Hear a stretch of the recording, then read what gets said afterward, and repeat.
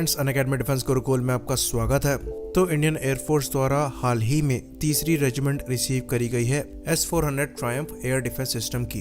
तो चौथी जो रेजिमेंट है ये इस साल के अंत तक आ जाएगी इंडिया के पास, और जो लास्ट और पांचवी रेजिमेंट है ये अगले साल के फर्स्ट हाफ में इंडिया को मिल जाएगी। तो 2018 में इंडिया ने रशिया के साथ डील करी थी 5 S-400 मिसाइल की रेजिमेंट को परचेज करने के लिए, जो कि अराउंड $5 बिलियन की पड़ी थी।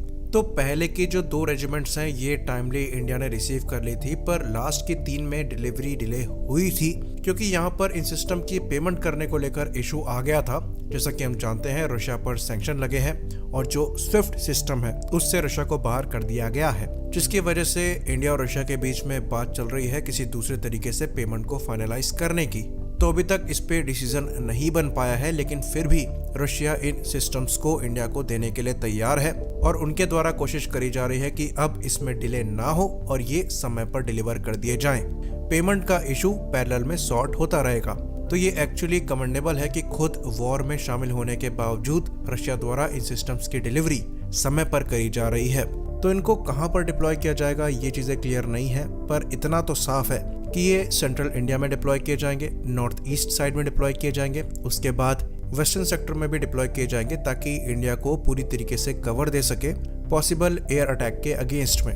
तो S-400 missile air defence system दुनिया की सबसे बेहतरीन एयर डिफेंस सिस्टम्स में से एक है। इवन इसे अमेरिकन सिस्टम से भी ज्यादा कैपेबल माना जाता है। तो एक S-400 की बटालियन में एक मोबाइल कमांड पोस्ट होता है जिसे 55K6E कहा जाता है। उसके बाद एक रडार होता है जिसे 91N6E कहा जाता है। इसे बिग बर्ड रडार भी कहा जाता है और ये बैटल मैनेजमेंट रडार है।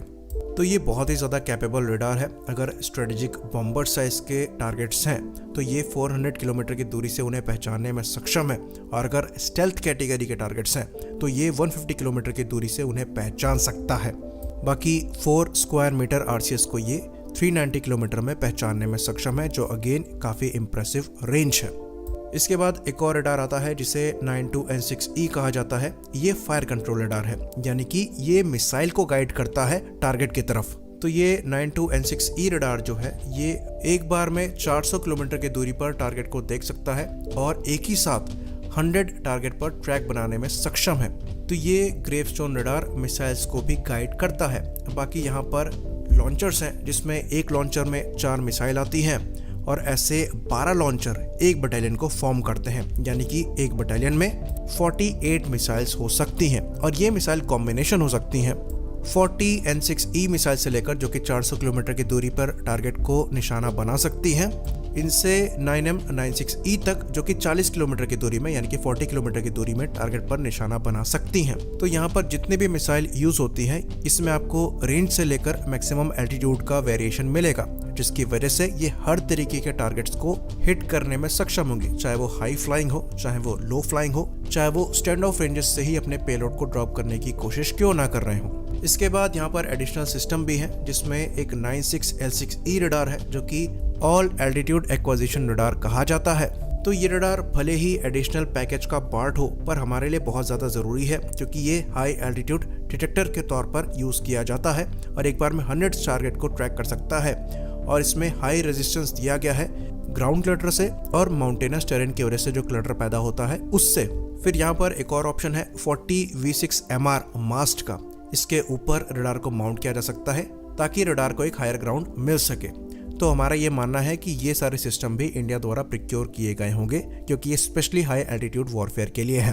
तो S-400 अपने आप में ही एक लेयर्ड डिफेंस सिस्टम है जिसमें हर तरीके की हर रेंजेस के मिसाइल हैं और मैक्सिमम 400 किलोमीटर तक टारगेट को डिस्ट्रॉय करने की क्षमता है और 600 किलोमीटर यानी कि 600 किलोमीटर तक टारगेट को ट्रैक करने की क्षमता है। तो ये missile system actually Indian air force द्वारा ऑपरेट किए जाते हैं और ये बहुत ही ज़्यादा हमारे लिए ज़रूरी हो गए थे क्योंकि जो इंडियन एयरफोर्स द्वारा स्क्वाड्रन की शॉर्टेज फेस करी जा रही है, जो कि हमारे एयर डिफेंस में एक काफ़ी बड़ा गैप लेकर आ रही थी, वहाँ पर ये सिस्टम उसे मेकअप करने की कोशिश करते हैं। पर ये चीज़ हमें दिमाग में रखनी है कि ये डिफेंस सिस्टम है, ऑफेंसिव रोल के लिए नहीं है। यानी कि अगर हम पे अटैक होता है तो ये हमें डिफेंड करने का तो काम करेंगे, लेकिन अगर हमें अटैक करना है तो वहां पर हमारे लिए किसी तरीके का सपोर्ट प्रोवाइड नहीं कराएंगे। तो ये S-400 हमारे लिए हेल्पफुल तो है, पर एक फाइटर स्क्वाड्रन का जो रोल है ये उसे रिप्लेस नहीं कर सकते।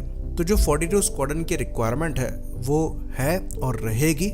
ये एयर डिफेंस सिस्टम्स उस चीज को सपोर्ट जरूर करेंगे, मजबूत जरूर करेंगे, पर बिना एडिशनल फाइटर एयरक्राफ्ट के और स्क्वाड्रन संख्या के टू फ्रंट थ्रेट के अगेंस्ट में हमारी जो तैयारी है वो थोड़ी कम ही रहेगी। बाकी चाइना के साथ खराब हो रही सिचुएशन को देखते हुए ये जो S-400 की टाइमली डिलीवरी है ये हमारे लिए बहुत ही ज्यादा क्रूशल रही है, और 3 रेजिमेंट का रिसीव होना एक्चुअली चाइना के अगेंस्ट में काफी बड़ा डेटरेंट बनेगा प्रेजेंट सिचुएशन के लिए। आई होप यहाँ पर इंफॉर्मेशन क्लियर रही हो। इसी बात पर इस वीडियो को हम खत्म करेंगे।